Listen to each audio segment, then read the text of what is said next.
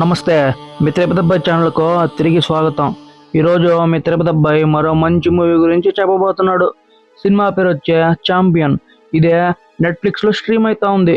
ఇకపోతే ఈ సినిమా కథ ఏంటంటే 1948 నాటే హైదరాబాద్ రాష్ట్రంలోని సికింద్రాబాద్ నేపథ్యంలో సాగుతుంది.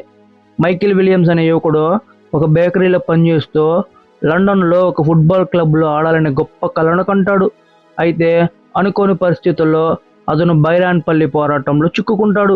నిజాం పాలనకు వ్యతిరేకంగా చేస్తున్న ఆ పోరాటంలో మైకిల్ ఎలా భాగమయ్యాడు, తన ఫుట్బాల్ కలను ఎలా నెరవేర్చుకున్నాడు అనేది ఈ చిత్రంలో మెయిన్ స్టోరీ. ఇకపోతే మైకిల్ పాత్రలో రోషన్ మేకా అద్భుతమైన నటన కనపరిచాడబ్బా. ముఖ్యంగా అతని స్క్రీన్ ప్రజెన్స్, డ్యాన్స్ అన్ని మంచిగా కనిపిస్తాయి. ఇంకా హీరోయిన్ వచ్చి అస్వర్ రాజన్, మలయాళం అమ్మాయి. చంద్రకళ పాత్రలో ఆమె తన వంతు కృషి చేసింది. అయితే డబ్బింగ్లో మలయాళం యాస తెలుస్తూ ఉంటుంది, వినడానికి కొత్తగా ఉంటుంది. ఇక మన దుల్కర్ సల్మాన్ ఉన్నారే, ఆయన చేసింది చిన్న పాత్ర అయినా మైకిల్కి డాడీగా ఉంటాడనమాట.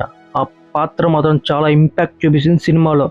ఇకపోతే టెక్నికల్ ఆస్పెక్ట్ గురించి మాట్లాడాలంటే సంగీతం వచ్చి మిక్కీ జే మెహరాజ్ అందించాడు. ఆయన ఇచ్చిన పాటలో బీజిఎం సినిమాకి పెద్ద బలం. సినిమాటోగ్రఫీ మది అబ్బా. ఆయన 1940లో నాటి వాతావరణాన్ని అద్భుతంగా తెర మీదకి తీసుకొచ్చాడు. దర్శకత్వం అండ్ స్క్రీన్ ప్లే అయితే కథ కాగితం మీద చాలా చక్కగా ఉన్నప్పటికే తెరపైకి వచ్చేటప్పటికి అంత ఇంపాక్ట్ చూపలేదబ్బా. ఎక్కడో దర్శకుడు కొంత తడబడినట్టే అనిపిస్తుంది. సెకండ్ హాఫ్ చాలా ల్యాగ్ ఉంటుంది. ఇంకా వీక్ క్లైమాక్స్తో సినిమా అంత కిక్కిదబ్బా చూసేటప్పటికి. సినిమాని దాదాపు 20 కోట్ల బడ్జెట్తో తీశారు. 14 రోజులు వరల్డ్ వైడ్ సినిమా మొత్తం 17 కోట్లు గ్రాస్ వసూలు చేసిందబ్బా. మూవీ అయితే నెట్ఫ్లిక్స్లో స్ట్రీమ్ అవుతా ఉంది. ఒక లుక్ వేయండి. మీ తిరుపతి అబ్బాయి ఛానల్ని లైక్, షేరు, సబ్స్క్రైబ్ చేయడం మర్చిపోకండి.